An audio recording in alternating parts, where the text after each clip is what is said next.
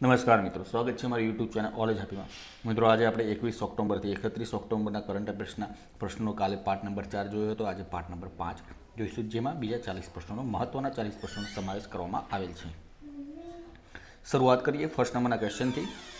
ચીને ભારતની સીમા પર કયા બે એડવાન્સ રોકેટ લોન્ચર તૈનાત કર્યા છે? તો પિનાકા અને સ્મર્ચ. 14 ઓક્ટોબર એટલે વર્લ્ડ સ્ટાન્ડર્ડ ડે, વિશ્વ પ્રમાણ માપન દિવસ તરીકે ઓળખવામાં આવે છે. કયા રાજ્યની સરકારે તમામ શાળાઓમાં આરોગ્ય વાટિકા સ્થાપિત કરવાનો આદેશ આપ્યો છે? ઉત્તર પ્રદેશની સરકારે. ભારતમાં ડીએપી ખાતરની સપ્લાય માટે કયા દેશ સાથે કરાર કર્યા છે? રશિયા સાથે કરાર કરવામાં આવેલા છે. ભારત અને રશિયા વચ્ચે થતી સૈન્ય કવાયત કયા નામે ઓળખાય છે? ઇન્દ્ર અભ્યાસ તરીકે ઓળખવામાં આવે છે. તાજેતરમાં કયા દેશે પહેલો સૌર ઉર્જા સંચાલિત ઉપગ્રહ લોન્ચ કર્યો છે? તો ચીન દ્વારા આ ઉપગ્રહ લોન્ચ કરવામાં આવ્યો છે, સૌર ઉર્જા સંચાલિત.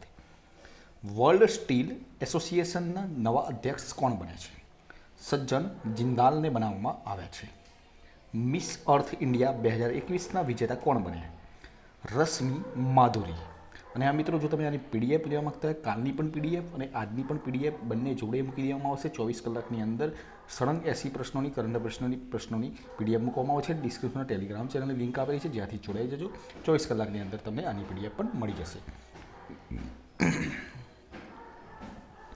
માઇક્રોસોફ્ટના સીઈઓ સત્યા નાદેલાને કયા એવોર્ડથી સન્માનિત કરવામાં આવ્યા છે? SKP award for global business sustainability leadership તરીકે સન્માનિત કરવામાં આવ્યા છે. 24 ઓક્ટોબર એટલે સંયુક્ત રાષ્ટ્ર દિવસ. વૈભવ પુરંદરેનું તાજેતરમાં નવું પુસ્તક પ્રકાશિત થયું છે, જેનું શીર્ષક શું છે? Hitler and India. Jammu Kashmir સરકારે વિકાસ પરિયોજના માટે કયા દેશ સાથે સમજૂતી કરી છે? દુબઈ સાથે. હાલમાં તમિલનાડુના બેટર આરસી વસંતનું નિધન થયું હતું. 2020 વર્લ્ડ કપમાં લગભગ તમામ ટીમો કોના સમર્થનમાં ઘૂંટણીએ બેસે છે? મિત્રો, બ્લેક લાઇવ્સ મેટર્સ BLMના સમર્થનમાં. સાઉથ આફ્રિકાના લેખકે તેનું સમર્થન ન કરવાથી તેને એક મેચમાં તેને બાકાત રાખવામાં આવ્યો હતો. બાદમાં તેને માફી પણ માગી હતી. અરબી સમુદ્રમાં ભારત અને બ્રિટન યુકેની સેનાની ત્રણેય પાંખોનો વિશાળ યુદ્ધ અભ્યાસ ચાલી રહ્યો છે. તેનું નામ શું છે? કોંકણ શક્તિ. DRDO દ્વારા જમીન પર માર કરી શકતી કઈ મિસાઇલનું ઓડિશા ખાતે APJ અબ્દુલ કલામ આઇલેન્ડ પરથી સફળ પરીક્ષણ કરવામાં આવ્યું? અગ્નિ 5. રેન્જ છે તેની 5000 કિલોમીટર, વજન છે 50,000 કિલોગ્રામ. કેનેડાના નવા સંરક્ષણ મંત્રી કોણ બન્યા? તો ભારતીય મૂળના અનિતા આનંદ કેનેડાના નવા સંરક્ષણ મંત્રી બન્યા છે, જે ભારતીય મૂળના છે. કયા દેશમાં 8 દેશની વાયુસેનાનો સંયુક્ત યુદ્ધ અભ્યાસ બ્લુ ફ્લેગ 2021 ચાલી રહ્યો છે, જેમાં ભારતનું મિરાજ 2000 વિમાને ભાગ લીધો છે? ઇઝરાયલમાં.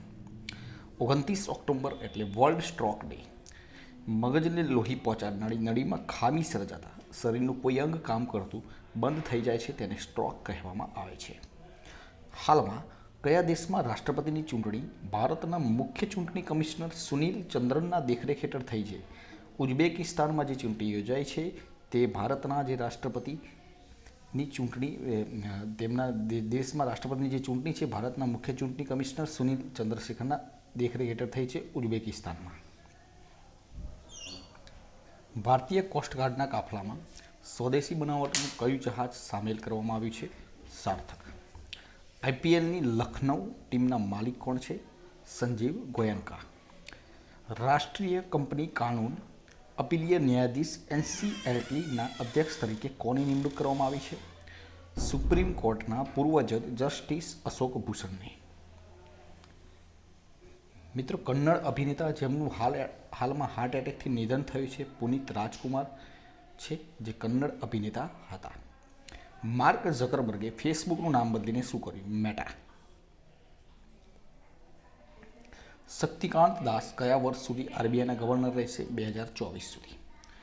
31 ઓક્ટોબર એટલે સરદાર પટેલની 146મી જન્મજયંતિ. યાદ રાખજો મિત્રો, પરીક્ષામાં પૂછાઈ શકે છે સરદાર પટેલની જન્મજયંતિ કઈ હતી આ વખતે.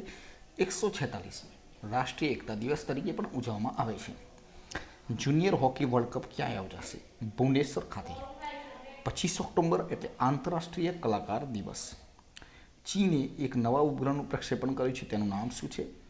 શિન્જિયાંગ 21. કયા રાજ્યની સરકારે હોમિયોપેથિક દવાના વિતરણની શરૂઆત કરી છે? કેરળ.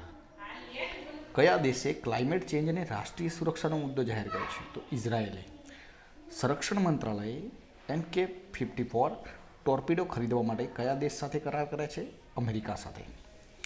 કયા દેશની સેનાએ વડાપ્રધાનની ધરપકડ કરીને સત્તા કબજે કરી લીધી છે? સુદાનની સેનાએ વડાપ્રધાનની ધરપકડ કરીને સત્તા કબજે કરી લેવામાં આવી છે. ભારતે સ્વદેશી બનાવટના કયા વિમાનવાહક યુદ્ધ જહાજ બીજા ચરણનું પરીક્ષણ શરૂ કર્યું છે? તો અરિહંત મિત્રો. ભારતે કયા દેશ સાથે સાર્વજનિક નાણાકીય ડેટાના આદાન પ્રદાન માટે સમજૂતી કરી છે? માલદીવ સાથે. 27 ઓક્ટોબર એટલે વિશ્વ દ્રશ્ય વિરાસત દિવસ.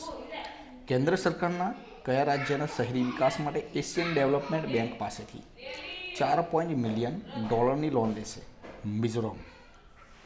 કયા રાજ્યમાં 34 ચિલ્ડ્રન ફ્રેન્ડલી પોલીસ સ્ટેશનની સ્થાપના કરવામાં આવી છે? ઓડિશામાં. રેડિયો ઓવર ઇન્ટરનેટ પ્રોટોકોલ સિસ્ટમનું ઉદ્ઘાટન ક્યાં કરવામાં આવ્યું? કોલકાતા ખાતે. અમેરિકાના ઉપરાષ્ટ્રપતિ કમલા હેરિસ વિશે ચિદાનંદ રાજગટ્ટાએ પુસ્તક લખ્યું છે, જેનું શીર્ષક શું છે? Kamala Harris phenomenal woman. અને લાસ્ટ તાજેતરમાં અભિનેત્રી મીનુ મુમતાઝનું નિધન થયું હતું.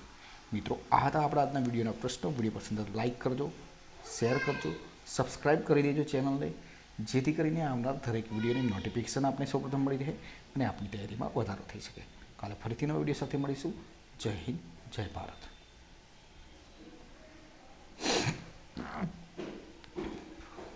અને હા મિત્રો, આની PDF તમને ટેલિગ્રામ ચેનલ ઉપર મળી જશે. ટેલિગ્રામ ચેનલમાં જોડાઈ જજો. કાલની પણ PDF અને આજની પણ PDF, ટોટલ 80 પ્રશ્નોની કરંટ અફેર્સના પ્રશ્નોની, ઓક્ટોબરના કરંટ અફેર્સના પ્રશ્નોની PDF તમને મળી જશે, જે તમને આવનારી પોલીસ કોન્સ્ટેબલની પરીક્ષા માટે ઉપયોગી થઈ રહેશે. તેમજ આગળના મહિનાઓની કરંટ અફેર્સની PDF પણ લેવા માગતા હોય તો ડિસ્ક્રિપ્શનમાં તેની લિંક આપેલી છે, જ્યાંથી તમે 15 રૂપિયા 20 રૂપિયામાં અલગ અલગ PDFો તમે ડાઉનલોડ કરી શકશો. 800 થી 1000 પ્રશ્નોની PDF છે.